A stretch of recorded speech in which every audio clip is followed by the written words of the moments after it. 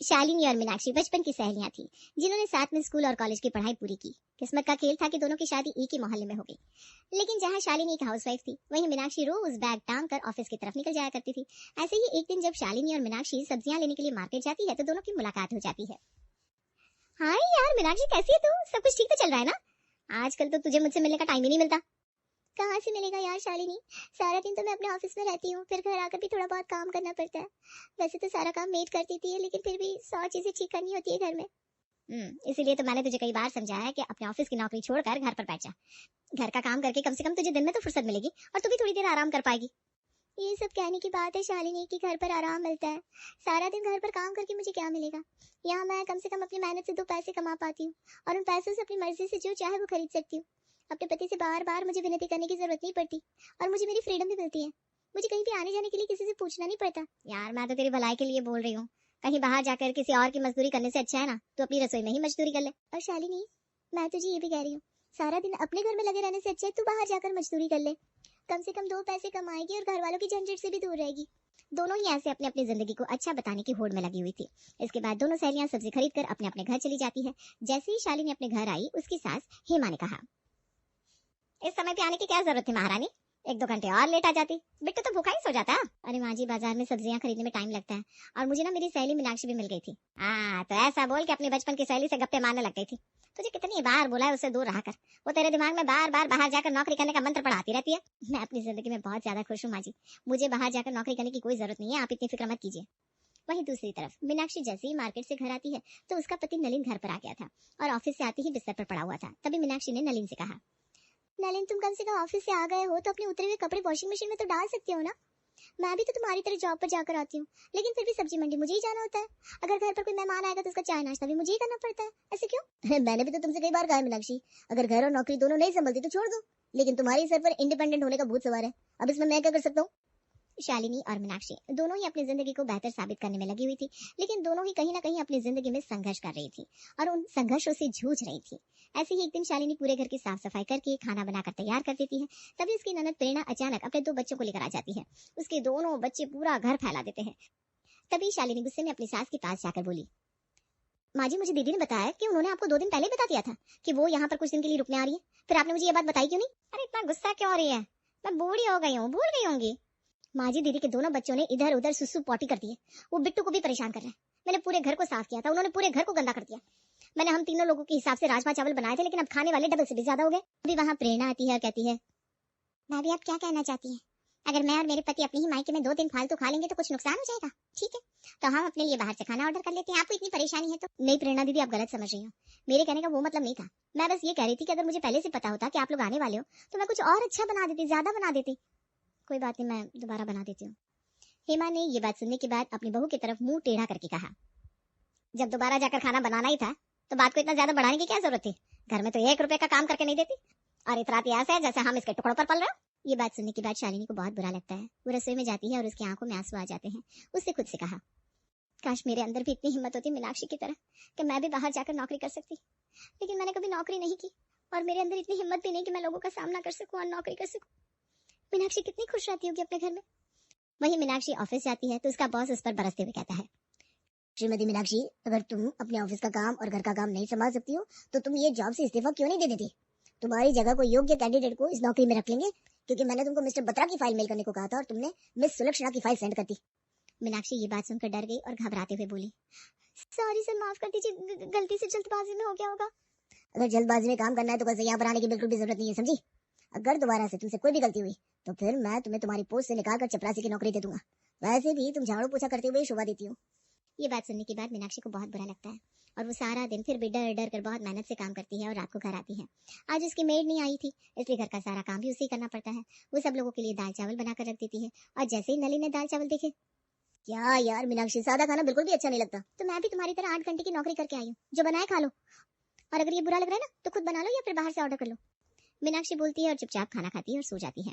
जहाँ मीनाक्षी नौकरी करने के बाद भी रसोई की मजदूरी कर रही थी, तो वहीं शालिनी रसोई के अंदर फुल टाइम मजदूर थी। ऐसे ही एक दिन मीनाक्षी और शालिनी मिलकर ब्यूटी पार्लर जाते हैं, क्योंकि आज शालिनी की सास बाहर गई हुई थी और शालिनी के पास बहुत टाइम था। वहीं मीनाक्षी के ऑफिस की भी छुट्टी थी। तभी दोनों के बीच फिर से रसोई की मजदूरी और बाहर की मजदूरी को लेकर जंग चालू हो गई। मीनाक्षी, तूने अपनी नौकरी छोड़ने के बारे में कुछ सोचा कि नहीं? तू जानती है ना तेरी बच्ची रुचि अभी कितनी छोटी है। तू रोज ऑफिस जाते हुए उसे मेरे पास छोड़कर जाती है। मुझे उसे अपने पास रखने में कोई दिक्कत नहीं है, लेकिन ये कब तक चलेगा यार। तू रुचि को संभालती तो उसके बदले में तुझे महीने के 2000 भी तो देती हूँ ना। बल्कि 2000 में तो कुछ भी नहीं होता, एक अच्छा फेशियल कराओ तो उसमें भी 2000 लग जाते। मैंने भी तुझे बोला था, अब तेरा बिट्टू पूरे 5 साल का हो गया है।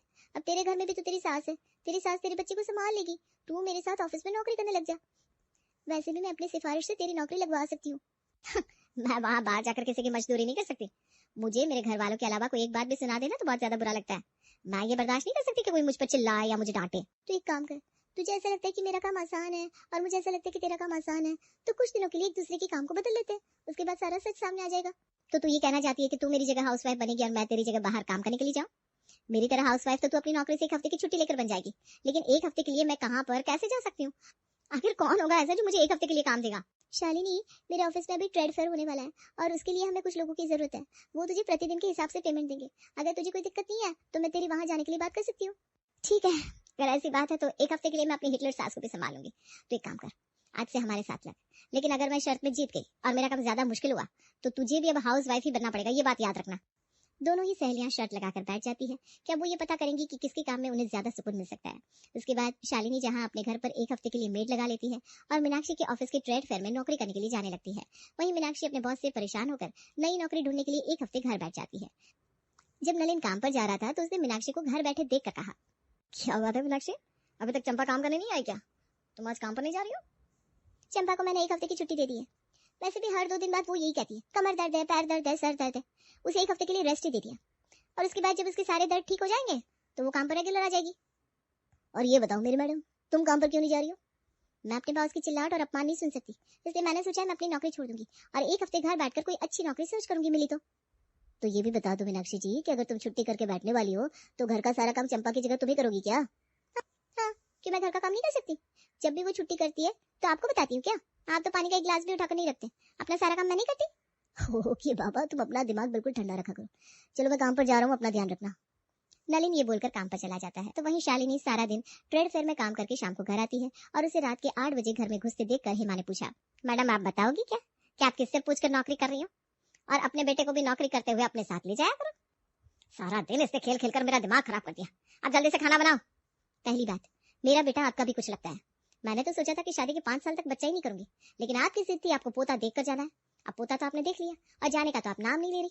ये सब छोड़िए और रही बात खाना बनाने की, तो मैं भी काम करके आई हूँ। जैसे आपका बेटा काम करके आता है, थक जाता है, ऐसे मैं भी थक गई हूँ। मेड पूरे घर का झाड़ू पोछा करके जा रही है, खाना तो आप बना सकती है। ये बोलकर शालिनी अब अपने कमरे में चली जाती है और सुकून से बिस्तर पर लेटती है और खुद से कहती है, वैसे ये अच्छा काम है, कम से कम आज के लिए मुझे थोड़ा रेस्ट तो मिला, लेकिन अच्छा नहीं लग रहा। जब तक अपने घर का काम मैं खुद ना करूं वो सुकून नहीं मिलता। वहीं मीनाक्षी भी पूरा दिन घर का काम करती है और उसके बाद बर्तनों को धोते हुए कहती है, हाय राम, इससे आसान तो सिस्टम पर बैठ कर उंगलियां चलाना होता है। कितना मुश्किल होता है सारे दिन घर में रहकर घर के सारे काम करना। मैं तो थक गई, दिन में थोड़ा सा सो भी गई थी लेकिन फिर भी आराम नहीं मिल रहा। मीनाक्षी अब बर्तन धोकर थोड़ी देर आराम करने लगती है। तब तक मीनाक्षी ने बिस्तर से उठते हुए खुद से कहा, चलो अब नलिन ऑफिस से घर आने वाला होगा, उसके लिए खाना भी तो बनाना है, जल्दी से खाना बनाकर तैयार कर देती हूँ, वरना वो बेकार में आकर मुझे सुनाएगा कि घर में नौकरानी नहीं थी तो मैं घर भी नहीं संभाल पाई। मीनाक्षी ये बोलकर अब रात का खाना बनाने लगती है, लेकिन तभी उसका ध्यान इंस्टाग्राम की रील पर चला जाता है और उसका सारा खाना जल जाता है। ये देखकर उसने गुस्से से कहा, अरे यार कितना मुश्किल होता है सब कुछ मैनेज करना। फुल टाइम हाउसवाइफ बनना बहुत ज्यादा मुश्किल है। इससे तो अच्छा है कि मैं बाहर जाकर सच में नौकरी करूं। वैसे भी 2-3 हजार में नौकरानी आकर पूरे महीने का काम कर तो देती है, फिर चूल्हे में अपना सारा सारा दिन घुसाने की क्या जरूरत है। मैंने बहुत बड़ी गलती कर दी हाउसवाइफ बनने का एक हफ्ते का चैलेंज लेकर। मीनाक्षी और शालिनी दोनों ही इस चैलेंज के बाद पछता रही थी, लेकिन वो सामने से कुछ कह भी नहीं पा रही थी।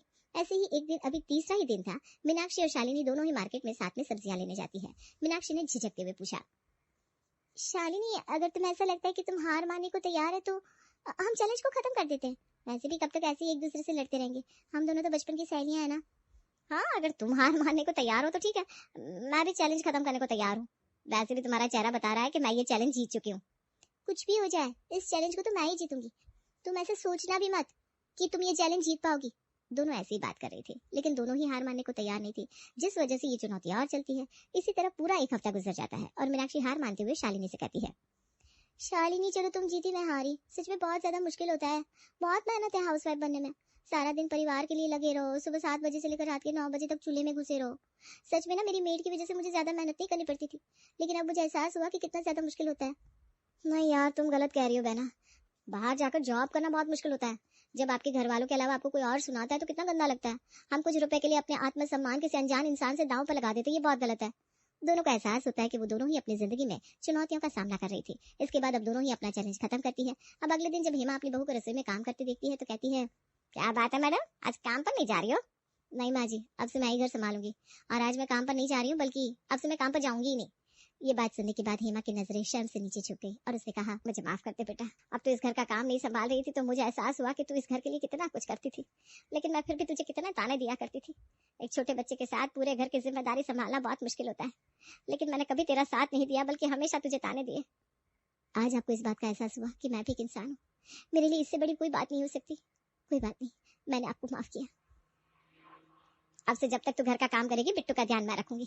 और तू दोपहर में 1-2 घंटे सो भी जाना, ताकि तुझे भी थोड़ा आराम मिल सके।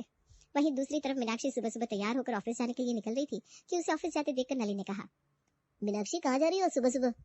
मैंने अपने लिए दूसरी नौकरी देखी है, अब मैं वहीं जा रही हूँ। और आज चंपा नहीं आई है, घर का सारा काम मैं आकर कर दूंगी और टाइम से आकर खाना भी बना दूंगी।